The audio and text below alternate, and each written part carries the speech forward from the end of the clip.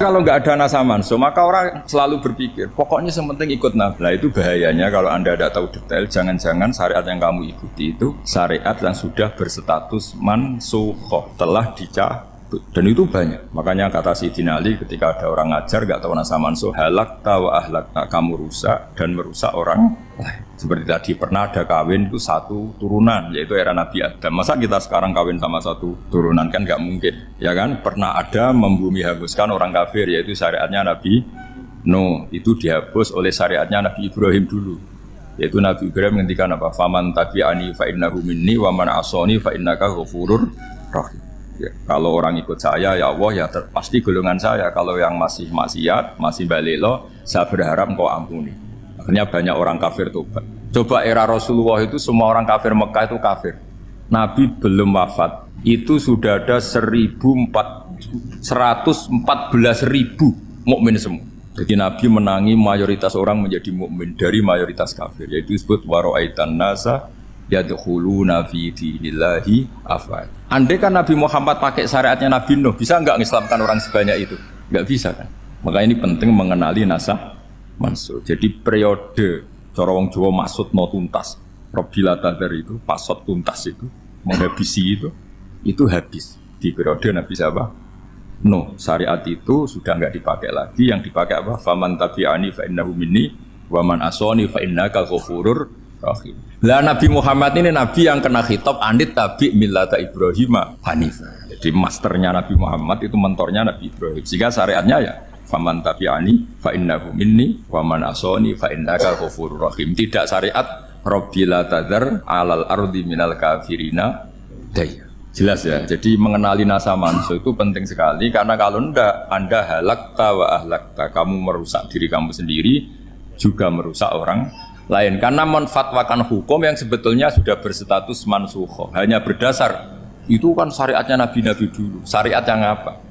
Syariat yang enggak pernah terhapus hanya satu, usuluddin, yaitu tauhid, itu sama. Tapi kalau syariat itu beda-beda atau furu'iyah itu beda-beda. Itu tadi saya beri contoh era Nabi dulu kalau ada pakaian najis dipotong, dibuang. Era Nabi Muhammad dicuci. Orang kafir dihabisi oleh langit. Era Nabi Muhammad enggak boleh, bahkan didoakan Allahumma hdi qaumi fa innahum la ya'lamun. Di Qur'annya apa? Wa inna haddum minal musyrikin astajaraka fa'ajirhu hatta yasma'a kalam Allah tsumma ablihu ma'mana. Jadi kalau ada orang kafir enggak boleh main dihabisin, mereka beri peluang untuk mengkaji kitabullah hatta yasma'a kalam Allah. Kalau mereka sudah berpeluang ngaji, harus tsumma ablihu ma'mana, harus dijamin keamanan. Ya, karena apa? Dzalika bi annahum qaumul la ya'lamun. Bagaimanapun mereka memang karena tidak tahu. Nah, kenapa tidak tahu? Enggak. Karena tadi mereka tertutup oleh kultur yang beratus-ratus tahun. Babahnya mereka menyembah batu, menyembah berhala. Ya tahunya itu ya Tuhan. Bagaimana Anda bisa menjelaskan sesuatu yang sudah beratus-ratus tahun kan tidak gampang. Maka ada periode dimaklumi, apa? Kalau era sampean kan, mosok waktu disembah saking gobloknya orang, kamu lahir kan sudah nyembah Allah, dan nyembah batu.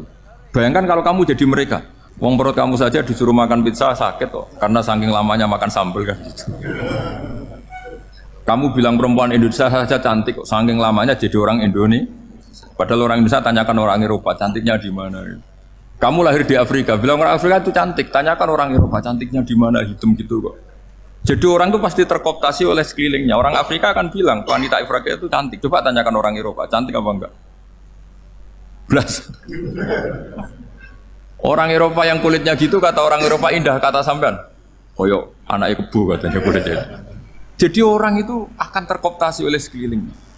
Bayangkan kalau semua orang nyembah berhala, terus kamu tidak, alasan kamu apa? Kan menentang mayoritas. Dan itu berat. Maka dimaklumi oleh Allah, dzalika bi annahum qaumul la ya'lamun fi manah wanyarwar. Nah, pemakluman ini yang mulai sekarang terkikis. Orang main pukul saja enggak mau ngaji. Enggak mau ngaji Quran secara kafah. Jadi fatwanya Islam kafah tapi ngajinya Quran enggak kafah. Ngambil 1-2 potongan ayat dipakai dalil. Jadi Islamnya inginnya kafah tapi ngajinya Quran enggak. Nah, kalau kafah ya hafal 30 juz itu. Kalau mau ya, kalau mau kafah ya hafal berapa? 30. Makanya saya sering bilang, saya sering dinasihati orang karena belum tahu saya ini hafal Quran. Bapak harusnya Islam itu kafah. Kata saya ya dimulai dari konsep Islam itu kafah dulu apa ya hafal Quran secara kafah.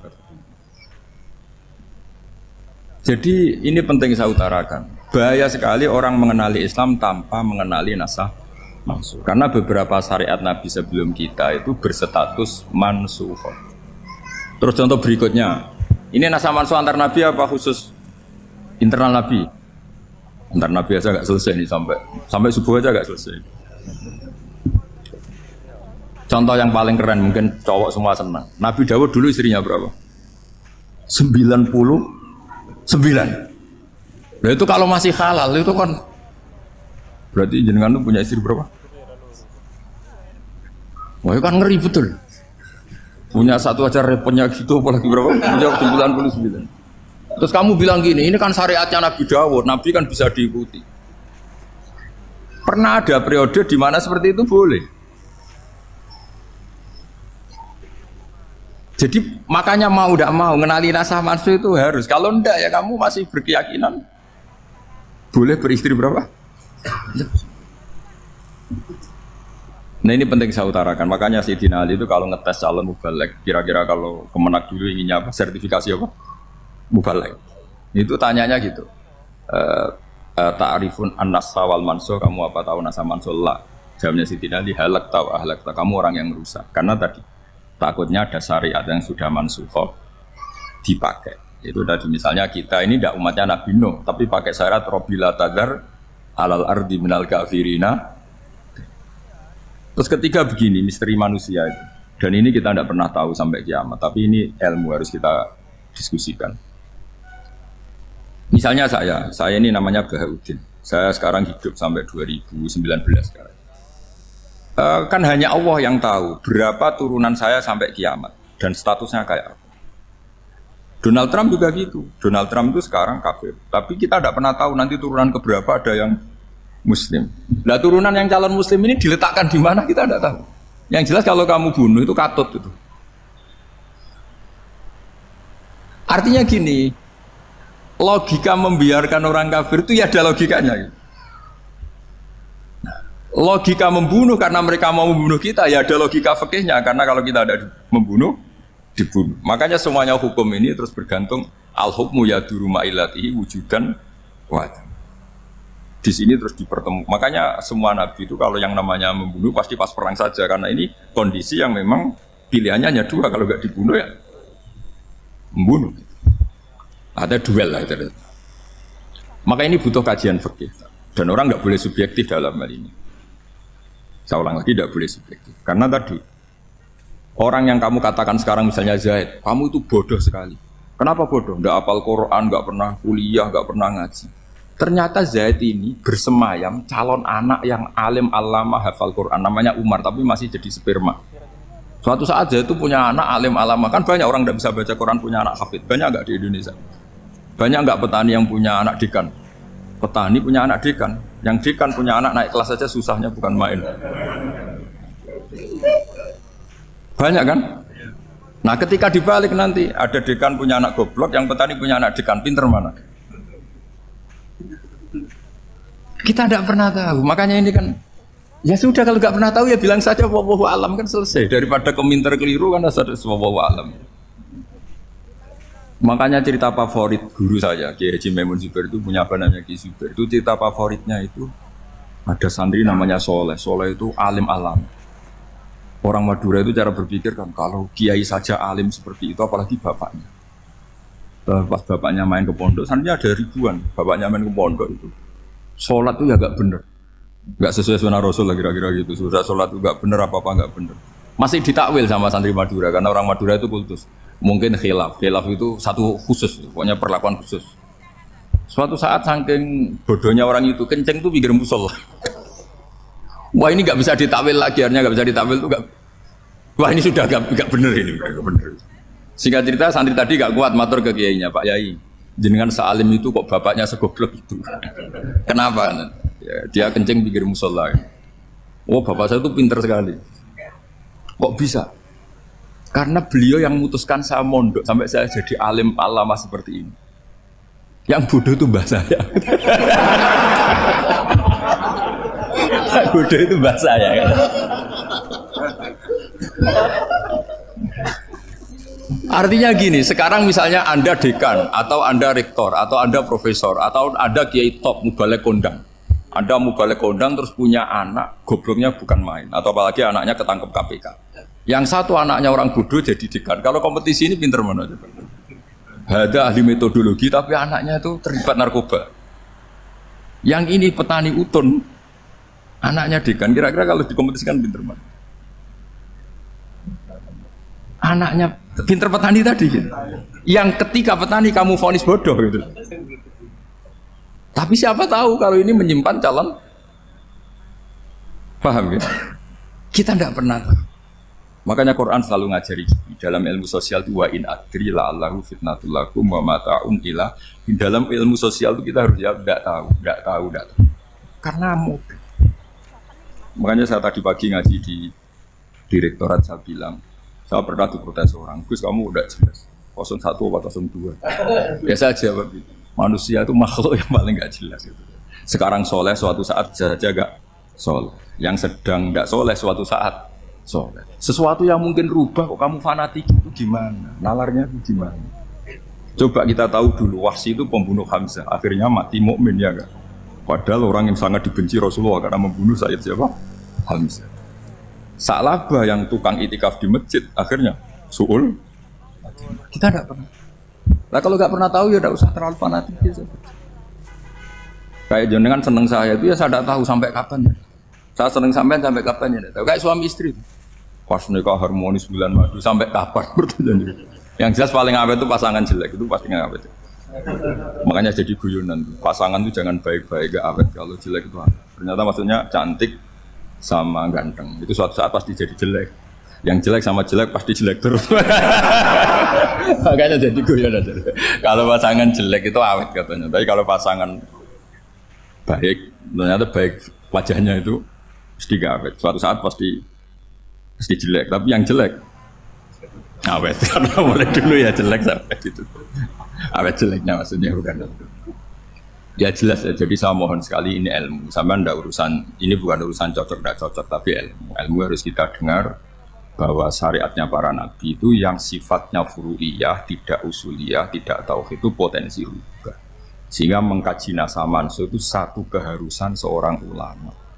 Makanya setiap ada syariat nabi, hal hadis syariah mu'abbadah amla, mansukhah amla. Karena potensi itu tinggi. Kita tahu dulu semua nabi sholat menghadap apa? Baitul Maqdis. Era Rasulullah dipindah ke Ka'bah. Tapi kalau kamu katakan total Baitul Maqdis ya tidak juga. Nabi Ibrahim mulai dulu madhabnya ke Ka'bah. Tapi kalau Nabi Musa ke Baitul Maqdis. Terus kamu bilang ini 01, 02 ya tidak, memang syariat jadi sesuatu yang furu'iyah. Nah, kenapa ini furu'iyah? Jawabannya sederhana. Ketika seseorang menghadap Ka'bah itu menghadap batu apa menghadap Allah? Allah. Ketika menghadap Baitul Maqdis hakikatnya menghadap Allah apa menghadap Baitul Maqdis? Allah. Maka menghadap Ka'bah itu sebenarnya masalah furu'iyah. Yang masalah usuliyah adalah inni wajjahtu wajhiya lilladzi fataras samawati wal ardh. Yang permanen adalah menghadap Allah Subhanahu wa taala. Cuma secara prosedur syariatnya secara zahir menghadap Ka'bah. Maka potensi rubah karena ternyata itu furu'iyah, untuk kiblatnya itu furu'iyah. Yang permanen adalah menghadap ke Allah Subhanahu wa taala. Ini pentingnya. Jadi terus sekarang masih antar nabi apa di internal nabi? Ini sudah mau selesai mobilnya, sudah habis ini. Internal. Ini sudah selesai, ini sudah pas. Mohon maaf ya. Wah. Jam sudah. Sampai mana tadi? Diteruskan apa enggak? Sudah ya, sudah kayaknya sudah. Biar kelihatan cerdas. Sekali pertemuan sudah pinter gitu. Berapa? Setengah jam sudah pinter. Yang internal nabi apa antar nabi? Internal ya, sudah sekarang ke internal. Kalau internal lebih banyak lagi contohnya. Yang masyhur tentu masalah Baitul Maqdis. Dulu Rasulullah pernah sholat menghadap Baitul Maqdis 16 bulan berapa? 16 bulan, kila 17. Pokoknya khilafnya hanya 16 dan 17. Kalau ada bilang 10 bulan berarti gak pernah ngaji khilafnya. Karena khilafnya itu hanya 17 sama 16. Akhirnya sama Allah diminta disuruh menghadap ke Ka'bah. Saya ulang lagi, itu tetap masalah antar nabi sebetulnya. Begini, makom itu kalau dalam bahasa Arab bukan kuburan. Kalau di Indonesia kan makomnya Sunan Bonang itu kan kuburan. Kalau makom dalam bahasa Arab itu sesuatu yang pernah dipakai singgah, itu namanya apa? Makom. Lalu Rasulullah itu pertama di Medina itu madhep Baitul Maqdis itu 16 bulan. Orang Yahudi senangnya bukan main, sampai mereka bilang gini, Muhammad tuh gaya-gaya nantok punya agama baru, tapi kiblatnya ikut kita. Baguslah anak itu, katanya. Masih tahu diri katanya. Bagus katanya itu masih tahu diri. Jadi senangnya bukan main orang Yahudi, karena kiblatnya Muhammad sama dengan mereka. Ya tentu mereka jangkar Muhammad, bukan Sayyidina Muhammad atau Rasul Muhammad, karena mereka masih gak iman. Nabi itu ya agak tersiksa, karena beliau secara gen turunan Nabi Ibrahim dan kiblatnya Ibrahim itu Ka'bah. Agak tersiksa tapi sami'na wa ata'na tetap madhab ke Baitul Maqdis berapa? 16 bulan. Suatu saat Nabi Muhammad itu disuruh madhab Ka'bah. Ini dengerin. Akhirnya madhab ke Ka'bah. Apa yang terjadi? Orang Yahudi komentar gini, Muhammad itu gimana? Dia di perantauan rindu sama keluarganya, terus rindunya itu diaplikasikan jadi perilaku agama. Jadi dia madhab Ka'bah itu dianggap kangen. Kayak saya kan orang Rembang. Rembang itu apanya Jogja? Timurnya apa? Nggak, Jakarta itu mana Jakarta? Barat sana ya. Ibaratnya saya orang Jakarta, terus merantau di Jogja. Dulu kiblatnya itu menghadap ke timur, terus ketika madhab ke barat, kata sampean, wah itu Pak Dune kangen apa? Keluarga. Juga kurang ajar orang Yahudi. Jadi orang Yahudi itu memang paling pinter bully. Makanya kalau sampean tukang bully itu ya agak-agak, ya enggak. Saya tidak ngomong agak ya, pokoknya agak-agak. Ya. Pinter bully orang Yahudi. Makanya nggak ada orang debat sepinter orang Yahudi. Yang bisa ngalahkan hanya Tuhan itu. Orang Yahudi yang bisa ngalahkan hanya Tuhan. Lalu Sayyidina Ali orang paling terkenal cerdas. Itu kalau sama orang Yahudi itu pusing. Karena ya apa logikanya itu? Saya beri sekian contoh. Ada orang Yahudi tanya gini, Muhammad, kalau kambing mati itu yang bunuh siapa? Ya Allah, mati langsung itu. Agama kamu itu aneh, Mak. Yang langsung sentuhan Allah haram, tapi yang lewat tangan-tangan jahil manusia malah halal. Harusnya itu yang halal kan orisinal langsung Allah yang mundur. Jadi uteknya itu aneh, dari cara berpikir itu aneh. Nah cara sampean ini kan, nak halal pangan kue. Tapi Nabi kan nggak boleh bertutur kata kasar gitu. Kalau yang jadi Nabi saya untalan ngono kan gitu. Tapi Nabi kan nggak boleh kasar. Jadi Nabi itu problem karena nggak boleh apa? Kasar. Kalau kita kan gampang, wis nak halal untalan kan selesai, Pak. Tapi Nabi nggak boleh kasar gitu. Jadi enak jadi nggak Nabi, nggak sampean itu kan enak. Mau keliru ya pantas, mau apa saja pantas. Karena kan nggak panutan. Kalau Nabi nggak bisa meluruskan kebenaran itu harus tetap sesuai akhlak. Jadi agak kerepotan. Makanya punya Umar, alhamdulillah ada yang nggak perlu aturan gitu. Jadi enak. Jadi ya itu memang aturannya harus itu. Coba Nabi itu perang tapi nggak boleh bunuh. Kayak apa susahnya? Beliau jadi sasaran tembak tapi nggak boleh bunuh. Kalau sahabat kan enak, duel, relax, santai, bisa tarung. Kalau Nabi nggak boleh. Makanya Nabi meskipun ikut perang terus nggak ada sejarah orang yang dibunuh. Ya, hanya satu peristiwa itu pun dibaca orang kafir, ditangkis Nabi, pedangnya kembali ke dia mati. Tapi nggak ada yang Nabi. Karena Nabi kalau pembunuhan nanti itu terus kayak pendekar kan susah juga punya Nabi kok. Habis perang saya Nabi tanya, Muhammad habis perang berapa? 1000. Ya repot juga punya Nabi mantan apa? Pembunuh, meskipun yang dibunuh orang kafir, tapi kan kayak apa ya? Fitrah manusia itu akan menolak kepemimpinan orang yang gitulah pokoknya nggak bisa diterangkan itu. Makanya Nabi itu nggak pernah bunuh, meskipun kayak apa musuhnya tapi nggak pernah bunuh. Untungnya di sekeliling orang-orang yang tadi. Jangan bilang itu suka bunuh ya, pokoknya perang gitu ya. Perang dengan bunuh itu beda loh ya. Kalau perang itu fair apa? Fair. Sampai mana tadi? Nabi Ibrahim ya. Makom tadi saya ulang lagi. Nabi Muhammad menghadap ke Baitul Maqdis itu hanya Allah nuruti. Ini loh Nabi betul. Tahu betul bahwa di antara syariat adalah Baitul Maqdis. Karena semua Nabi pernah berkiblat Baitul Maqdis. Tapi Nabi ketika menghadap ke Ka'bah, Nabi juga dibilangin sama Allah. Ini loh syariat yang benar, karena Ka'bah juga kiblat sing aktaku, lebih tua ketimbang Baitul Maqdis. Maka disebut Ka'bah Atiqah. Ilal Baitil Atiq. Kalau Quran bahasakan Ka'bah apa? Wal yatawafu bil Baitil Atiq. Atiq itu tua sekali. Ya, sudah. Ketika berstatus tua itu orang Yahudi seneng, mergo roh kelirune Muhammad. Mereka nantang, Muhammad ayo debat terbuka. Nabi rawuh. Bagaimana Anda bilang Ka'bah itu kiblat tertua? Wong Ka'bah itu pertama yang menghadap sana itu ya kamu. Semua Nabi menghadapnya ke Baitul Maqdis. Terus Nabi Muhammad mulai berargumentasi ilmiah tadi. Enggak, Ka'bah itu kiblatnya Ibrahim. Jadi Ibrahim dulu itu yang mulai dulu kiblatnya itu di Ka'bah. Terus orang itu tanya buktinya apa? Terus dijawab fihi ayatum bayinatum maqam Ibrahim. Ternyata di situ ada jejak kakinya Nabi Ibrahim, yaitu batu yang diinjak beliau ketika bangun Ka'bah. Itu argumentasi ilmiah. Lah barang orang Yahudi kehilangan ilmu, itu gobloknya orang Yahudi. Makanya yang bisa mengalahkan Yahudi hanya Allah Subhanahu wa taala. Luang Ibrahim saja golongan kita, pengikut kita. Ibrahim itu pengikut Yahudi. Wah itu Nabi mulai senyum-senyum, mulai tertawa-tawa. Wah itu goblok, orang terdidik. Karena itu ibaratnya kayak kamu bilang Soekarno itu pengagum Puan Maharani. Kira-kira seperti itu. Soekarno itu pengikut Puan. Karena Yahuda itu Yahuda bin Yakub bin Ishak bin Ibrahim. Saya ulang lagi ya, nasabnya Yahudi ya Pak. Yahuda bin Yakub bin Ishak bin Ibrahim. Jadi Ibrahim itu mbah keempat dari Yahuda. Tapi karena mereka kalah debat, Ibrahim itu pengikut Yahudi, itu sama dengan bilang apa? Soekarno itu pengikut Puan Maharani. Itu kan jadi aneh. Atau Gus Dur pengikut Mbak Yeni, atau Basim Masari pengikut Mbak Yeni, itu kan aneh. Wah, akhirnya sama Allah diingatkan. Makanya ada ayat ha antum haula hajjatum fi ma lakum bi ilm falimatu hajuna fi ma laysa lakum bi ilm. Perjanjian debat ini semuanya harus ilmiah. Tapi kenapa perdebatan Anda malah ndak ilmiah? Karena orang Yahudi iftadohu, malu semua. Wah, semuanya Muhammad itu satu-satunya kekalahan orang Yahudi. Tapi ayat-ayat seperti ini itu enggak populer. Ayat ha antum haula'i hajastum fi ma lakum bi ilm falimatu hajuna fi ma laysa lakum bi. Jadi Islam, betapa hebatnya Islam. Kalau debat harus ilmiah. Dan Kanjeng Nabi menantang, ini perjanjian kita debat ini ilmiah. Kenapa sekarang jadi tidak ilmiah? Yaitu kamu mengatakan Ibrahim itu pengikut Yahudi, padahal Ibrahim dengan Yahudi itu dulu Ibrahim. Hanya Islam kalah, man. Tapi itu tetap Islam. Tapi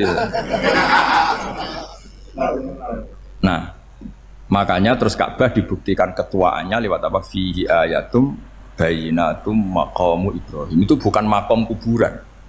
Karena makamnya Nabi Ibrahim tetap Hebron, tembudi Palestina. Kira-kira itu Palestina. Jari Israel yang Israel, boleh menang di. Jari Israel yang Israel, jari Palestina yang. Saya pernah ziarah ke sana di Hebron, di makamnya Nabi siapa? Ibrahim. Jadi jelas ya. Jadi nasa mansuh itu ketentuan yang dikehendaki Allah Subhanahu Wa Taala untuk menguji loyalitas manusia, menanggalkan semua akalnya. Makanya saya mohon sekali siapapun yang ngaji saya dimanapun, sekali-kali manusia itu harus menanggalkan akal. Sekali Anda pakai akal, maka Anda akan ingkar dengan nasa mansuh. Nasa mansuh itu hukum yang direvisi, yang dibatalkan. Makanya orang Yahudi lagi-lagi pinternya orang Yahudi. Merovokasi orang-orang yang Islamnya belum kuat, diprovokasi gini. Ungzuru ila Muhammadin tahayyara fi din yukhillu yawman wa yuharrimu ukhra. Lihat itu Muhammad, dia kebingungan cara beragama. Kadang bilang A, besok bilang B. Jadi nasa mansur dianggap satu bentuk kebingungan, gak kurang ajar. Wah, akhirnya sebagian orang yang murtad. Makanya nasa mansur itu satu peristiwa yang menjadikan banyak orang murtad. Karena diprovokasi orang Yahudi bahwa itu bentuk kebingungan Muhammad. Akhirnya terus saya qulu sufaha'u minan nasi ma wallahum an qiblatihimul lati kanu 'alaiha. Kelirunya orang Yahudi adalah ternyata nasa mansur yang dipilih Rasulullah itu semuanya ada di Taurat dan Injil. Termasuk di Taurat dan Injil disifati dan Nabi yusolli ilal qiblatin, bahwa Nabi ini akan bersolat dengan dua kiblat. Makanya tetap ditantang. Qul fa'tu bitaurati fatluha in kuntum shadiqin. Kalau kamu tidak percaya bahwa saya ini orisinil, ayo bareng-bareng mengkaji Taurat. Tapi mereka tidak siap mengkaji Taurat. Karena Taurat semuanya mendukung Rasulullah Muhammad SAW. Fatluha in kuntum shadiqin. Makanya ini penting sekali ngaji. Jadi perdebatan itu macam-macam. Dan itu pinternya orang Yahudi. Ungzuru ila Muhammadin tahayyara fi dini yukhillu yawman wa yuharrimu ukhra. Ini penting sekali. Makanya nasa mansuh itu uji loyalitas. Itu Imam Malik kalau mencontohkan ke Imam Syafi'i. Saya berisikan contoh fikih. Ini saya melanggar waktu. Ini sudah. Saya yang tidak mengesahkan diri saya. Ya misalnya ini ya, ini kertas saya bawa ya, ini kertas saya bawa. Terus ini tak kasih uang misalnya, uang 100.000. Atau kalau contoh Imam Syafi'i dulu dididik Imam Malik begini. Ya Syafi'i kalau kamu punya 2 budak, 2 pembantu, kalau dulu kan masih ada budak, 2 pembantu lah kira-kira. Seneng mana, yang cerdas sama yang goblok? Seneng yang cerdas. Kalau yang nurut sama yang bantahan, seneng yang nurut. Nah yang nurut itu yang goblok. Makanya tinggal dibalik saja. Kamu tak beda ya. Seneng mana punya istri yang cerdas apa yang goblok? Coba jawab. Atau ibu-ibu, mbak-mbak ini, seneng mana punya suami yang cerdas atau yang goblok? Kalau cerdas gak bisa diakali. Tapi goblok nurut tapi ya kadang di sini-sini kan di sini. Nah, itu kan antar manusia. Masalahnya kita menghadapi Allah Subhanahu wa taala yang semua kita pasti bodoh. Kita menghadapi Allah Subhanahu wa taala yang semuanya kita pasti bodoh. Allah jelas ngendikan wa kanal insanu dzaluman jahula, manusia itu banyak dolimnya. Dolim itu sifat mubalaghah.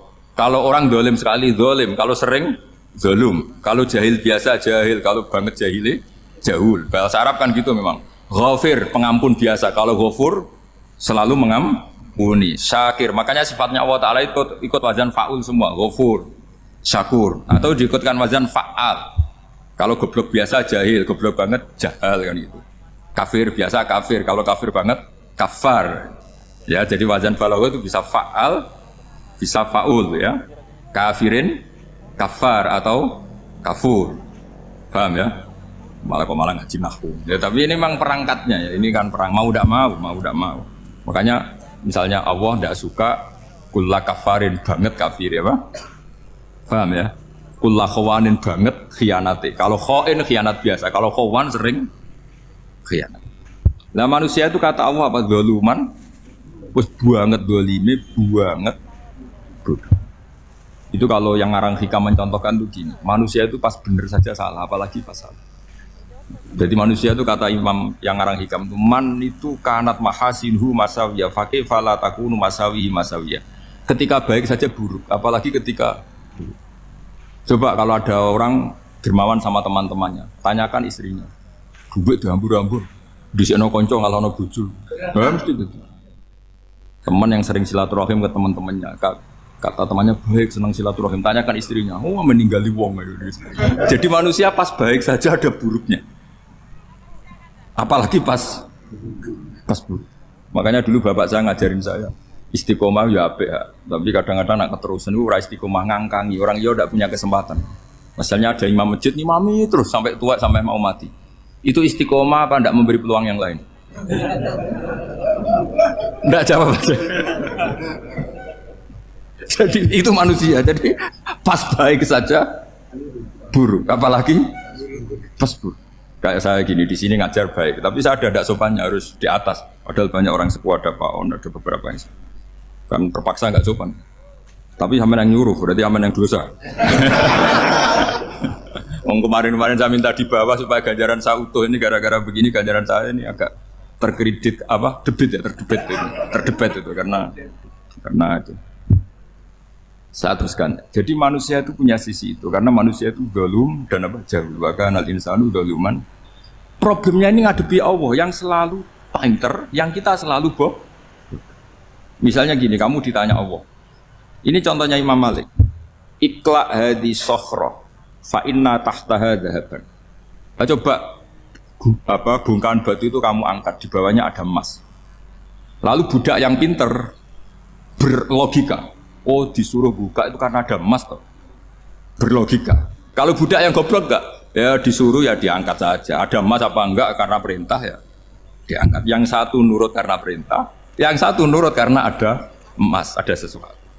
Logikanya suatu saat Tuhan tuh hanya bilang gini dok, ikhla hadis sokhro, batu itu angkat. Yang nurut yang goblok permanen tadi kan langsung angkat. Yang pinter, ini ada apa lagi Gusti kok harus diangkat? Ya nggak ada apa-apa, nyuruh saja kata Allah gitu. Wah tidak bisa, sesuatu harus ada alasannya. Itu kira-kira mangkel loh enggak? Oh mangkel. Nah, Logikanya manusia seperti itu. Makanya dua murid pinter, di rakyat pinter, presiden ya susah mesti demo. Goblok ya susah di sini uang. Ini kan nggak ada pilihan. Memang manusia itu nggak ada pilihan. Nah sekarang masalahnya gini di fikih ini saya kembali lagi ke fikih. Pertanyaannya secara fikih begini. Misalnya iddah. Iddah itu seorang perempuan ditinggal mati suaminya atau ditinggal atau cerai. Itu kan ada namanya apa? Iddah. Iddah itu memastikan apa tujuannya? Memastikan rahim itu steril dari mani atau sperma zaut awal. Supaya nanti kalau dinikah orang lain tidak terjadi ikhtilatul nasab. Oke, berarti iddah kita beri argumentasi secara ilmiah li baro'ati rohmi. Jadi misalnya Zaid menceraikan istrinya Sri dalam keadaan masih bisa haid. Iddahnya 3 kali masa suci wal mutallaqatu yatarabbasna bi anfusina salah satu guru. Lalu karena secara teori medis kalau haid berarti bukti tidak hamil.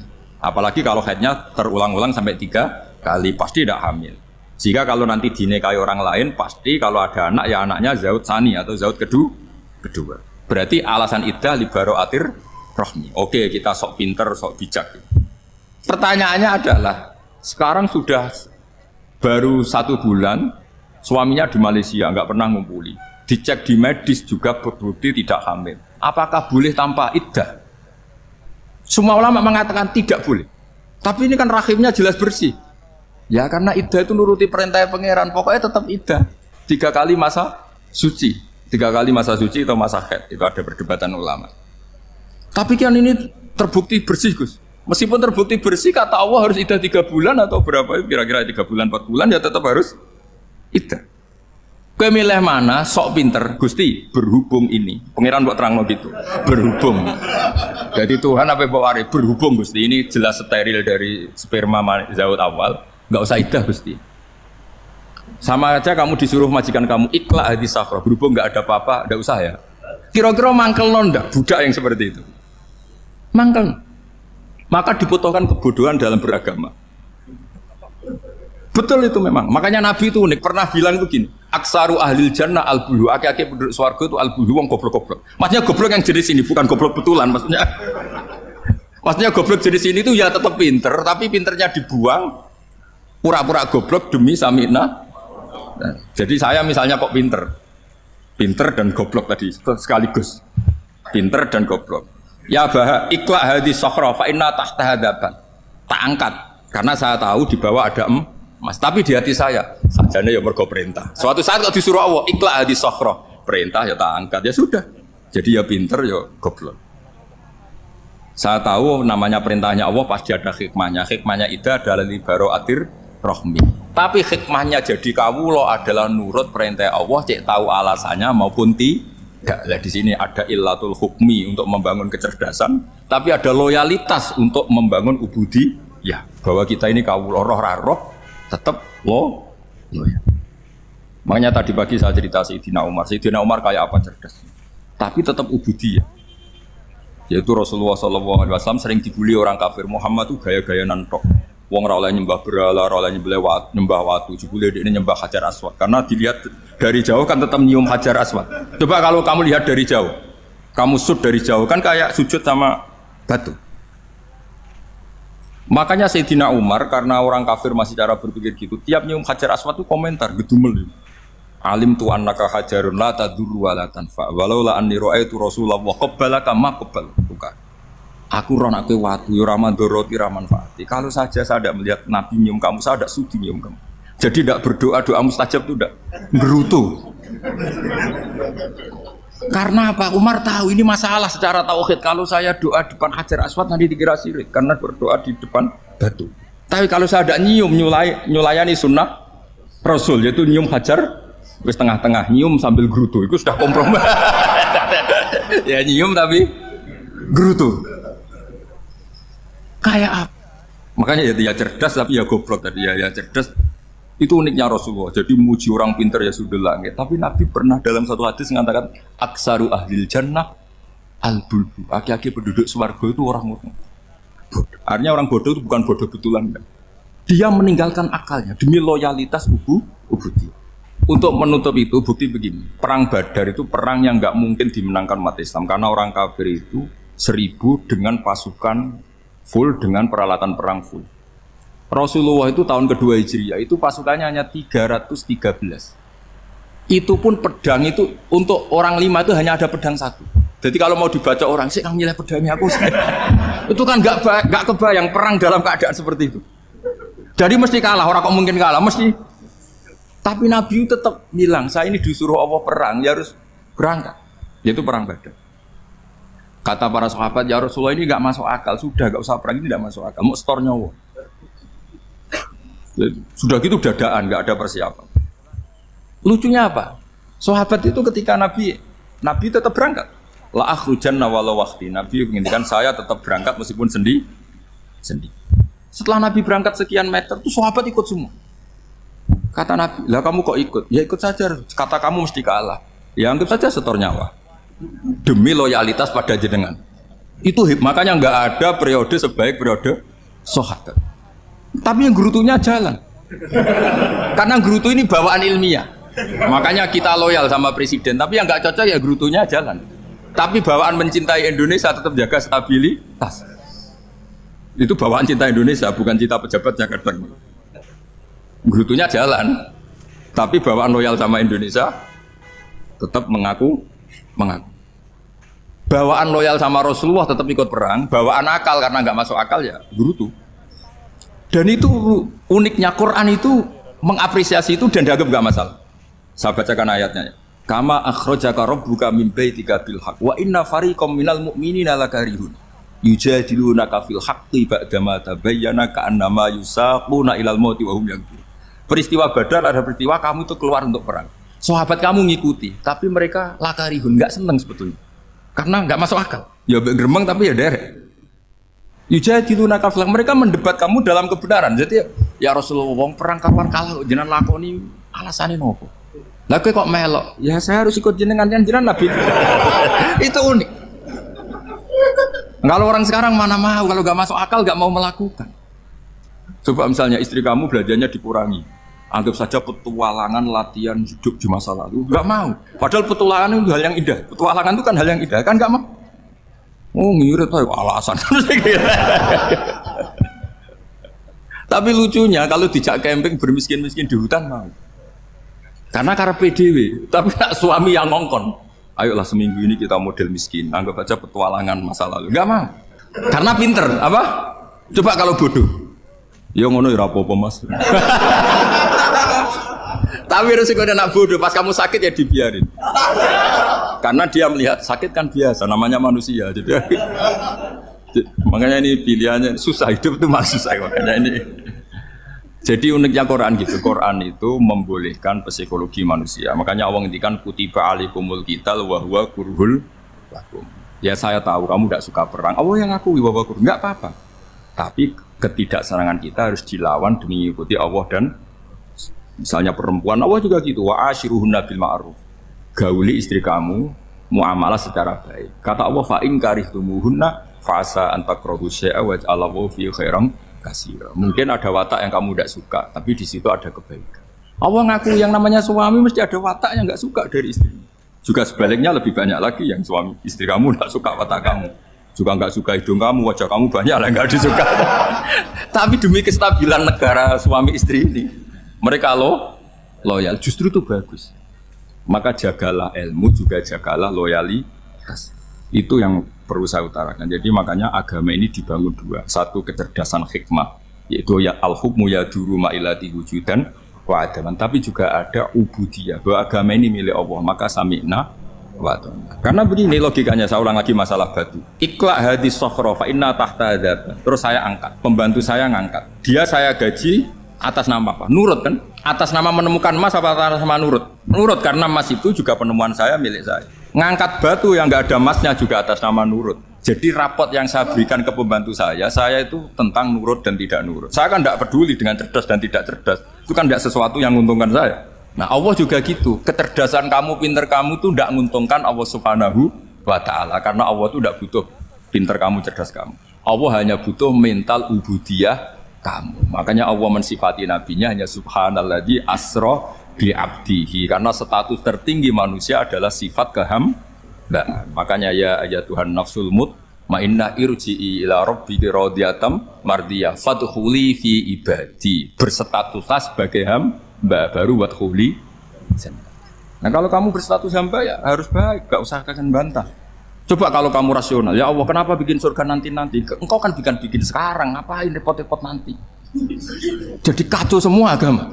Makanya yang perlu didahulukan adalah status ya Tuhan nafsul mutmainnah irji'i ila rabbiki radhiyatam mardiyah fadkhuli fi ibadi. Masuklah berstatus sebagai hamba saya. Khasnya hamba tadi ya cerdas karena semua yang diperintahkan Allah pasti ada hikmahnya. Tapi kecerdasan ini kadang kita tinggalkan demi loyalitas ubudiyah.